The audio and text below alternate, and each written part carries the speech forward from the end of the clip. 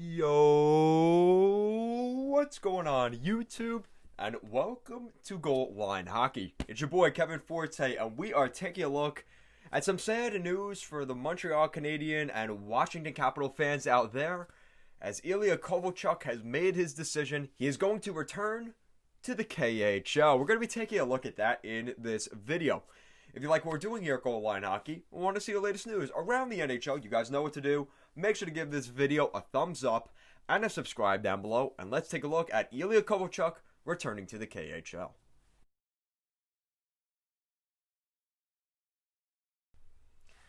Alright, so there will be some funerals held up in Montreal as well as down in Washington, as the hopes and the dreams of the Russian Rocket, not named Alexander Ovechkin, Ilya Kovalchuk, returning to the NHL.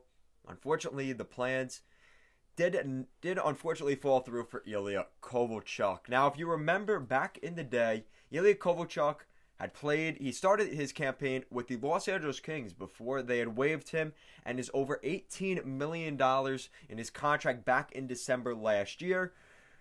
He landed with the Montreal Canadiens in January of this year, helped them go on a pretty solid run for a big playoff push this year.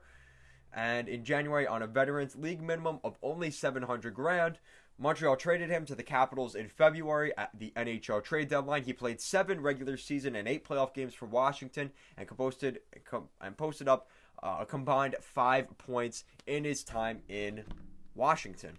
Now, unfortunately, his time has come to an end, as now he will be returning to the KHL. As the other day, Ilya Kovalchuk is returning to the KHL after signing a 2-year contract with Avangard Omsk.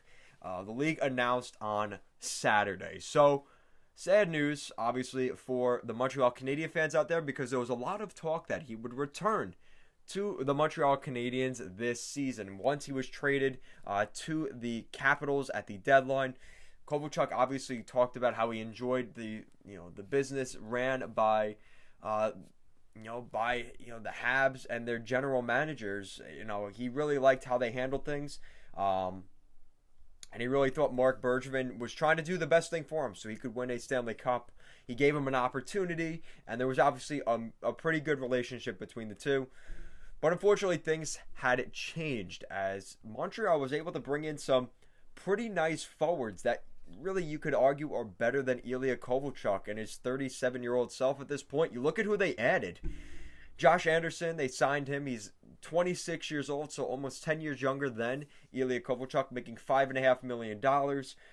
They took on Tyler Toffoli. He's 28 years old. Again, almost 10 years younger than Ilya Kovalchuk. They also brought in, they brought back guys like Jordan Wheel and Yoel Armia.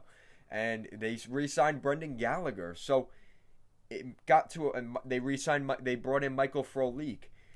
So it just made a guy like Ilya Kovalchuk just more expendable. And unfortunately, that is how this works. And unfortunately, they just were not going to find a spot where he was going to probably play more minutes than he had last January. You look at their top lines. He's not better than a lot of the guys on the Canadiens' new roster. I really think the Canadiens took a lot of leaps and bounds forward this offseason. I mean, you look at the guys that they have in their top 6 on the wing, where Kovalchuk would likely want to play. You have Tomas Tatar, who had a breakout season last year. Brendan Gallagher, they just re-signed him this offseason. Tyler Toffoli and Josh Anderson are both guys they just acquired this offseason, who were pretty much replacements to Kovalchuk.